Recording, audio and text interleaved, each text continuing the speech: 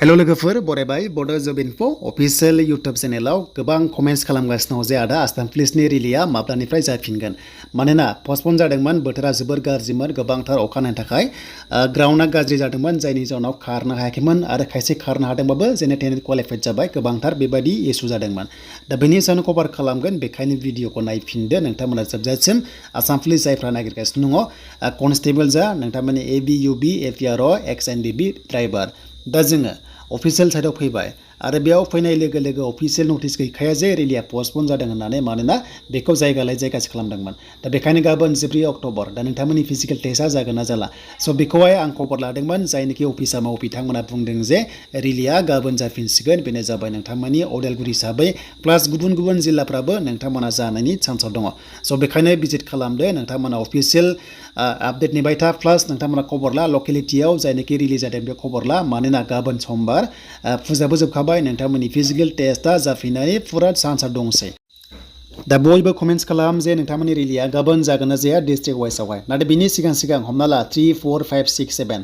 दा जुदि नोंथांमोननिया पस्टपन जादोंबा माब्ला जाफिनगोन नोंथांमोना खबर मोनखादों जानांगौ नोंथांमोना खोन्थाहरदों जानांगौ जे नोंथांमोननिया पस्टपन जादोंबा नोंथांमोना माबोरै रिलिज जागोन दा बेनि सायाव अफिशियेल नटिस गैया बेखौ नोंथांमोना लकेलिटियाव डिस्ट्रिक्ट वाइसआवहाय नटिसखौ मोनगोन बेखौ मिथिखागोन नोंथांमोना प्लास नोंथांमोना बेक डेटबो खारनो मोनगोन जानांगौ अके स' बेखायनो हमना ला जुदि पस्टपन जादोंबा बेक डेटबो नोंथांमोना खारनो मोनगोन जानांगौ बे नोंथांमोना चान्सखौ मोनखागोन जायखिजाया फिजिकेल टेस्टखौ होनो मोनगोन आरो नाथाय बाथ्रा जाबाय फुजा जोब्बाय गाबोननिफ्राय रिलिया जाफिनसिगोन बेखायनो बयबो नोंथांमोना थांबानो जाबाय जुदि खबर मोनदोंबा एबा मेसेज मोनदोंबा नोंथांमोना मोनसे खामानि माव लकेलावबो खबर ला जाहाथे नोंथांमोना बांसिन चान्सखौ मोनथिनाय बायदि दा जियानो जा बिथांमोना सोंनाय बादिबा फिजिकेल टेस्टआ जाफिनगोन होनना बुंदों स' बेखायनो लं जाम्पआव 20आव 20 लानो हायोबा सेफ ज'ना मोजां आरो रानिंआवथ' 20आव 20 मोनखाया बोथोराबो गाज्रिमोन दाखालि बावै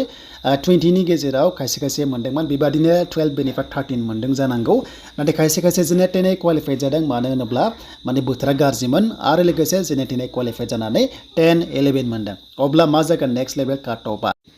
दा बेनि सायाव जेबो बुंनो हाथ'ला नैबे UB पस्टआव नोंथांमोना जेसेबां हायो प्रेफारेन्सखौ मोजां होबानो जाबाय नेक्स्ट लेभेलाव जेब्ला गासैबो रिलिया जोबगोन अब्लासो काट अफ एनालाइज खालामनानै दिन्थिनो हागोन आरो दा जायखिजाया AB पस्टआवबो नोंथांमोना 60नि गेजेराव जुदि काट अफआ 60 बा टटेल नोंथांमोना रानिंआव गैयाब्लाबो नोंथांमोना 10निफ्राय बारा मोनखागोन नालाय स' बेखायनो 10, 11, 12, 13 देन बेनिफ्राय लं जाम्पआ 20आव 20 लाथारनांगोन देन सिन आप एबा 100 मिटार्सआव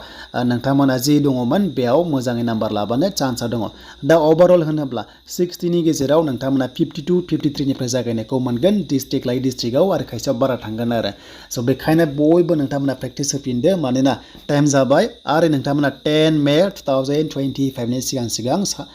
साख्रि मोनगोन आरो बेनो जाबाय आसाम पुलिसाव दा जायखिजाया अल दा बेस्ट थाबाय बयनिसिमबो मानोना गोबां कमेन्ट्स खालामदोंमोन जे रिलिया जागोन ना जाला दा नोंथांमोननि रिलिया जाफिनसिगोन नोंथांमोना बयबो प्रेक्टिसाव थाफिननो हासिगोन